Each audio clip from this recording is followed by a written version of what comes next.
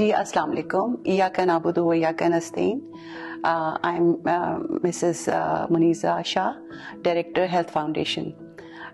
इस फाउंडेशन को मैंने ज्वाइन किया कपल ऑफ इयर्स बैक, और अब जैसे कि WHO ने हमें बताया है कि 2029 तक हेपेटाइटिस को पाकिस्तान से इरेडिकेट करना है, बिल्कुल कंट्रोल करना है। तो मेरा विजन ये है कि हम सब लोग इसको we should join hands together and we should work on it, otherwise we are sitting on an atom bomb. हमको इसके लिए इमरजेंसी बेसिस पे काम करना है, इसको पाकिस्तान से बिल्कुल ख़त्म करना है। दुनिया में पाकिस्तान का नाम जो अब नंबर 1 हो गया है हेपेटाइटिस में, नंबर एंड पे आ जाए या ना ही आए। तो इसके लिए हम सबको एक दूसरे के साथ कोऑपरेट करके आगे चलना है। इसको द हेल्थ फाउंडेशन के विजन को आगे लेके सबको बताना है कि हम लोग इसके लिए कितनी मेहनत कर रहे हैं, अपने लिए, अपने मुल्क के लिए, अपने बच्चों के लिए और पाकिस्तान के लिए। क्योंकि इंसानियत को बचाना, अल्लाह मियां ने हमको इसलिए नहीं पैदा किया कि हम सिर्फ खाएं पिएं सोएं ऐश करें और चले जाएं। इंसान को बनाया है ताकि एक दूसरे के साथ सलूक करें, एक दूसरे की तकलीफ और दर्द में एक दूसरे का साथ दें, खुशी और गमी को शेयर करें। तो इसके लिए हमको अपना अपना रोल प्ले करना है इस दुनिया में और फिर आगे जाना है। मेरा जर्नी विद THF जो है ना, वो बड़ा एक इंटरेस्टिंग सी स्टोरी है कि आज से 13 इयर्स पहले मेरा एक चौकीदार था। तो एक दिन उसने मुझसे कहा, बाजी मुझे छुट्टी चाहिए, हम सारे लड़के जो है ना ब्लड डोनेट करने जा रहे हैं। तो मैंने कहा कि अच्छा, मैं उसकी एक्साइटमेंट देख के मैंने कहा ठीक है चले जाओ, छुट्टी कर लो। नेक्स्ट डे जब वो वापस आया तो मैंने कहा पूछूं उससे क्या हुआ। तो मैंने कहा इकबाल तुमने ब्लड दे दिया? तो वो कहता है कि नहीं बाजी अजीब सी बात है, उन्होंने मेरा खून ही नहीं लिया। उन्होंने कहा कि तुमको पता नहीं हेपेटाइटिस, उसने कहा या काला यरकान का कि तुम्हें ये है। तो मैंने कहा अच्छा इसमें क्या ब्लड नहीं लेते? तो मेरे साथ मेरी कजन बैठी थी जो डॉक्टर है।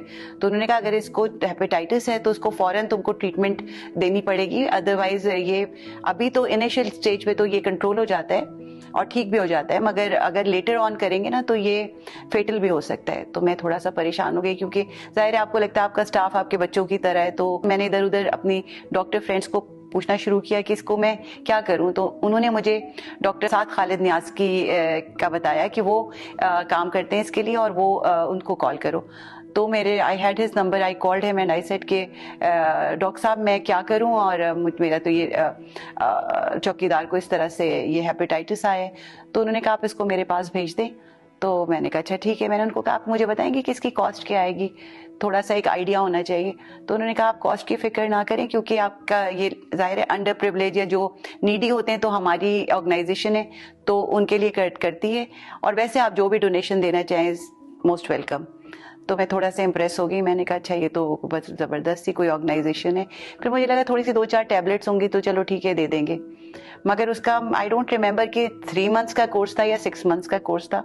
वो पूरा उसकी ट्रीटमेंट हुई माशाल्लाह, वो आज तक ठीक है। 2 क्या वो मेरे पास काम नहीं करा, बट वो बिल्कुल ठीक ठाक, अब तो वो बहुत बड़ा खनसामा बन गया है और वो सब अपनी जॉब कर रहे हैं। फिर हम मेरे एक छोटा सा एक ग्रुप है, चैरिटी ग्रुप, तो उसमें राना सईद अल्लाह वाला जो है वो मेरे साथ ही हैं। तो एक दफ़ा उन्होंने मुझे इनवाइट किया अपने किसी फंड रेजर पे, और जब मैं गई तो मुझे पता चला कि ओ ये तो वही ऑर्गेनाइजेशन है जिसके लिए मैंने डॉक्टर साद से कांटेक्ट किया था।